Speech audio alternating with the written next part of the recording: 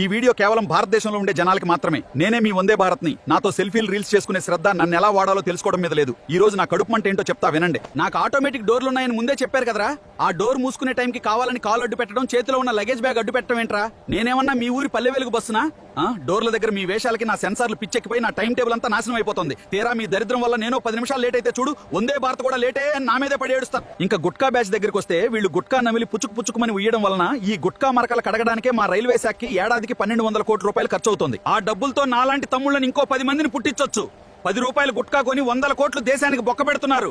Gutka batch కి కొంచెమైనా సిగ్గుండాలరా. నా టాయిలెట్లలో డైపర్లు, ప్లాస్టిక్ కవర్లు కుక్కి సెన్సార్లు పనిచేయకుండా చేస్తారు. తీరా ఫ్లష్ అవ్వక కంపు కొట్టాక వందే భారత్ టాయిలెట్లు వరస్ట్ అని మీరే వీడియోలు తీసి వైరల్ చేస్తారు. ఏసీ టికెట్ కొన్నామని రైల్లో బెడ్షీట్లు, సోపులు ఎత్తుకుపోయి ఏటా 50 కోట్లు బొక్క పెడుతున్నారా? ప్రభుత్వ ఆస్తి అంటే మీరు కట్టిన పన్నుల డబ్బే. మీ సొమ్ము మీరే దొంగిలించుకుని సంబరపడుతున్నాను. మీరు చేసే ఇలాంటి తప్పుల వల్లే రైల్వేకి 100 కోట్లు లాస్. ఆ నష్టాన్ని పూడ్చడానికి రేపు టికెట్ రేట్లు, ఫైన్లు పెంచి మళ్ళీ మీ జేబుల్లో నుంచే లాగుతారు మిత్రమా.